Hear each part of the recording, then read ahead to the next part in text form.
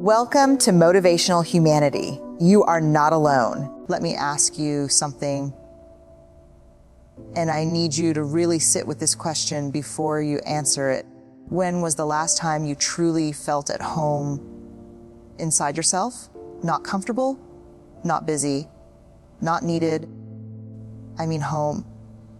That quiet sanctuary inside you, where no one is asking anything of you, where there is no list to finish, no wound to manage, no role to perform. Because here is something that psychology has confirmed, and that women like you have whispered to each other for centuries. The most disorienting transitions in a woman's life are rarely the dramatic ones. They are the quiet ones, the ones nobody throws a party for. The last child leaving home, the retirement, the diagnosis, the divorce you did not choose, the friend who is no longer here, the mirror that shows you someone you are still learning to recognize. These transitions, these threshold moments, they are not endings. Nobody told you that. And so you have been standing at this door, unsure whether to knock or to walk away. Today, we are going to walk through it together. My name is Brene Brown, and I am a psychologist who has spent over 2 decades sitting across from women, remarkable women who came to me convinced that something was wrong with them. They said things like, I should be grateful. I know that. But I feel so lost. Everyone needs me, but I feel invisible. I don't know who I am anymore now that that chapter is over. And what I learned, what I want you to hear today, clearly and without apology, is this: what you are feeling is not a breakdown. It is a breakthrough that hasn't been named yet. Psychology calls these moments developmental transitions, but I prefer a simpler word: thresholds. You are standing at a threshold, and thresholds by nature are uncomfortable. You cannot be in 2 rooms at once. The research of psychologist Erik Erikson tells us that between roughly age 55 and 75, human beings are navigating a deep, soulful question about meaning, contribution, and legacy. And Brene Brown's work reminds us that the women who navigate this season with the most grace are not the ones who have it all figured out. They are the ones who are willing to say, I don't know what comes next, and I am going to love myself through the not knowing. You are not too old to grow. You are not too broken to heal. You are exactly at the threshold where transformation lives, and you have every gift you need to walk through it. Before we talk about mindfulness, I need to speak to you about your nervous system, because I want you to understand something that most women your age were never told. The anxiety you feel, the hypervigilance, the way your mind races at 3 a.m., the emotional waves that seem to arrive without warning, the fatigue that goes bone deep. These are not character flaws. These are neurological responses to a life that has asked an enormous amount of you. Your nervous system stores every experience it has ever been through, every grief, every moment of invisibility, every time you held yourself together so someone else could fall apart. It stores these things. And over decades, if those experiences were not processed, if you were not given permission or space to feel them fully, they live in your body as tension, as that low hum of unease, as the exhaustion that sleep alone cannot fix. And the beautiful truth, the healing truth, is that it is never too late to release them. Mindfulness is not about emptying your mind. It is not about becoming serene or unaffected. Real mindfulness, the kind that transforms, is about learning to be present with what is already there, without judgment, without the need to fix it immediately. It is about saying, I see you, I feel you, I am not afraid of you. And that begins with the breath. It always begins with the breath. I want to invite you to breathe with me right now. You do not need to pause. Just breathe along. Inhale slowly through your nose for a count of 4. Hold gently at the top for a count of 7. Exhale completely through your mouth for a count of 8. Again. Inhale for 4, hold for 7, exhale for 8. This is not just relaxation. This is your vagus nerve, the superhighway of your parasympathetic nervous system, receiving a direct signal that you are safe, that the emergency is over, that your body can begin to heal. Your breath has always been your sanctuary. You carry it with you everywhere. No one can take it. No transition can erase it. In any moment of overwhelm, it will always be there, your most faithful guide back to yourself. I want to speak directly to you, to where you actually are right now. Women between 55 and 75 are often navigating not one transition, but several simultaneously. And the reason it feels so heavy is that nobody has given them permission to acknowledge the full weight of what they are carrying. So let's name them, not to dwell, but because naming is the first act of healing. For decades, you were defined by your roles: mother, wife, caregiver, professional, and now as those roles shift or end, a frightening question surfaces: who am I when I am not being needed? The mindful answer, the true answer, is this: you were always more than your usefulness. Your worth was never contingent on your productivity. You are a whole person, not a collection of functions. Your body has changed, perhaps is still changing. And grief for a body that moved differently, felt differently, looked differently, that is a real grief. One that deserves tenderness. Mindfulness teaches us to move from a relationship of frustration with our bodies to one of gratitude. This body has carried you through every single thing you have ever survived. Every one. Loss accumulates differently in this season. Friends, parents, partners, dreams, your own younger self. Grief, unacknowledged, does not disappear. It waits. It shows up as irritability, as insomnia, as a heaviness you cannot name. Giving grief its proper space. Not wallowing, but witnessing is one of the most healing things you can do. Here is the transition nobody talks about: freedom. Real freedom, perhaps for the first time. No small children, no career to climb, and with it, unexpectedly, a kind of vertigo. Freedom can feel like falling until you learn to call it flying. At this stage of life, the soul begins asking bigger questions. What matters? What have I built? What will I leave? This is not morbid. This is the call toward your deepest, most essential self.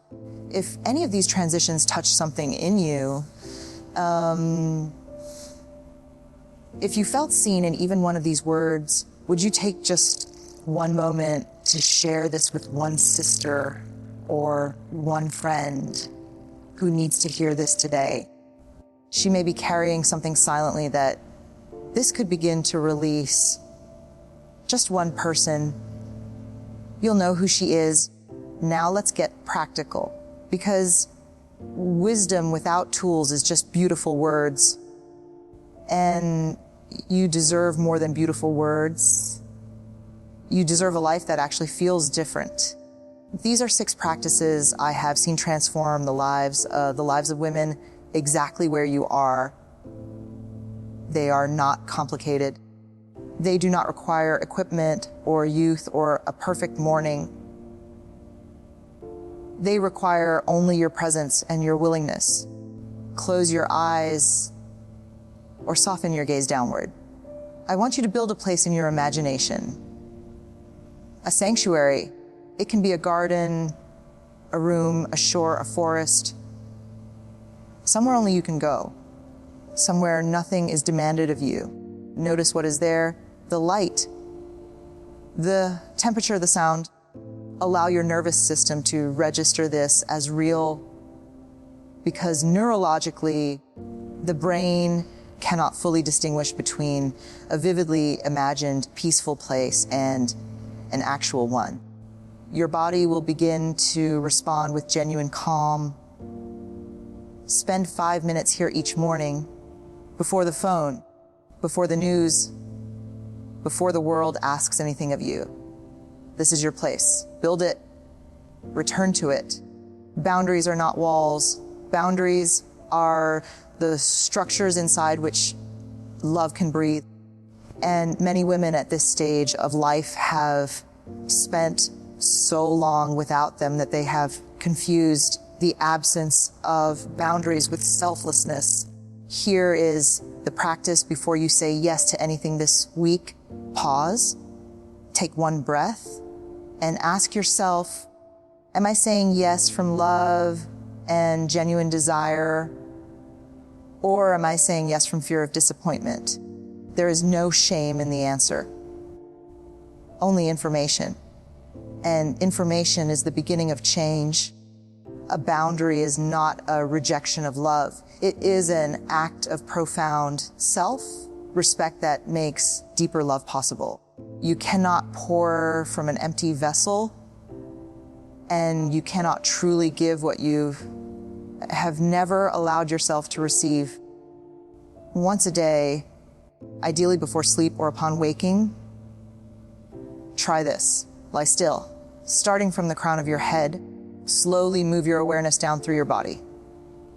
Not to fix, not to judge. Simply to notice, where is there tension? Where is there ease? Where do you hold your grief? Where does your joy live? Your body has been speaking to you for decades in a language you were never taught to hear. This practice begins to teach you that language, not a gratitude list. Those done reflexively can become a way of skipping over the real feelings. Instead, try this each evening. Name 1 thing that was hard today, acknowledge it fully. Then ask, what did this ask of me that was actually a strength? This is the gratitude of a woman who has lived. Not gratitude that bypasses pain, but gratitude that transforms it. There is a difference between loneliness and solitude. Loneliness is the ache of unwanted isolation. Solitude is the deliberate, nourishing choice to be alone with yourself and to discover that you are good company. Schedule 15 minutes of sacred solitude each day. No tasks, no devices, no input. Just you. This is not laziness. This is the practice of a woman who is learning that her own presence is worth inhabiting. Solitude is not the absence of connection. It is connection of the deepest kind.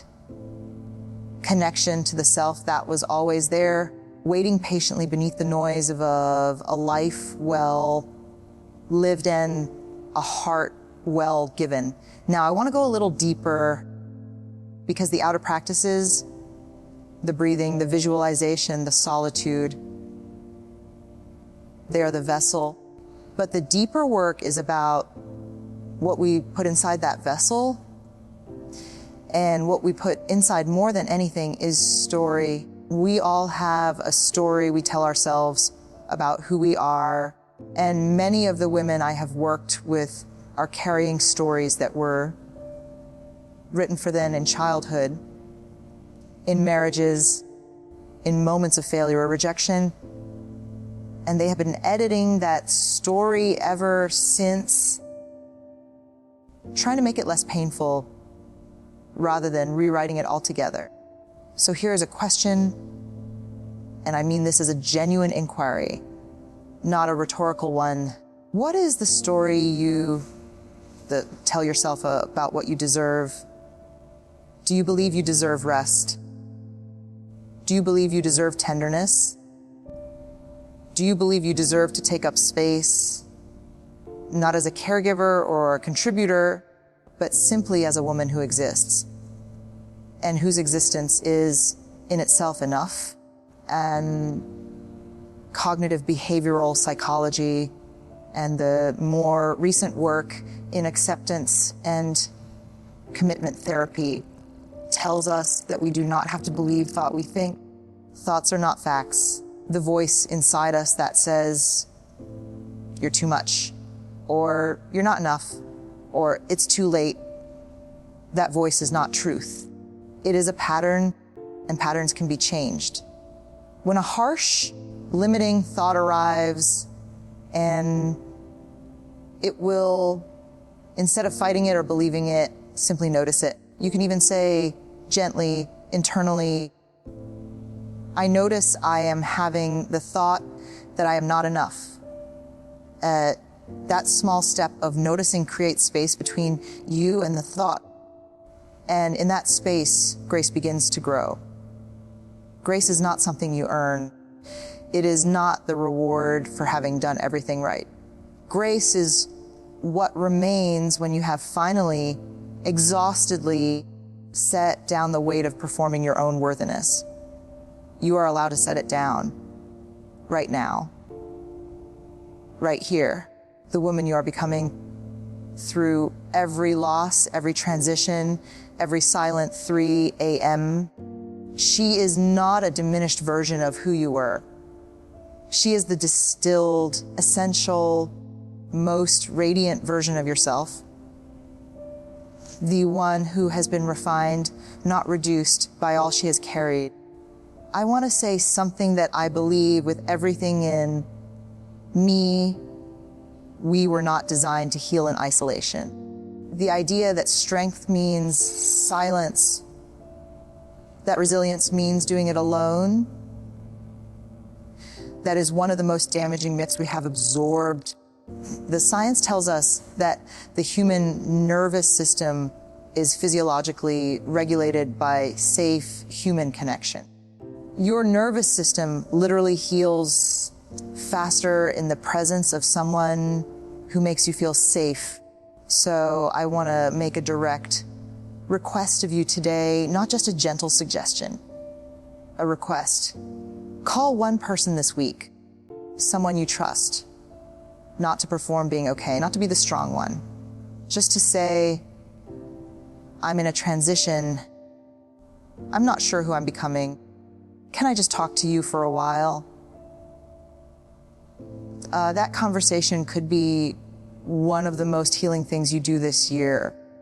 And to the friend who might be watching this alone right now, the one who has been carrying something heavy and has not told anyone and has not told anyone, I want you to hear this directly. Your people want to show up for you. They are just waiting for you to let them. Let them. Before you close this video, before you go back to your list, will you do one thing? Share this with one sister, one friend, one woman in your life who might be standing at a threshold she doesn't have words for yet. You sending this to her might be exactly the message she needed to hear today. One share, one woman, that is how healing travels. Before we part today, I want to leave you with something to carry. Not a task, not a list, a blessing. May you find in the quiet spaces of your days a gentleness toward yourself that you have freely given to everyone else. And may the transitions you are walking through become the very roads that lead you back to who you have always been. May you give yourself permission, full unconditional permission, to be in process, to be incomplete, to be becoming. May your body know rest. May your mind know stillness. May your heart know at last that it has done enough, that you are enough, that you've always been enough.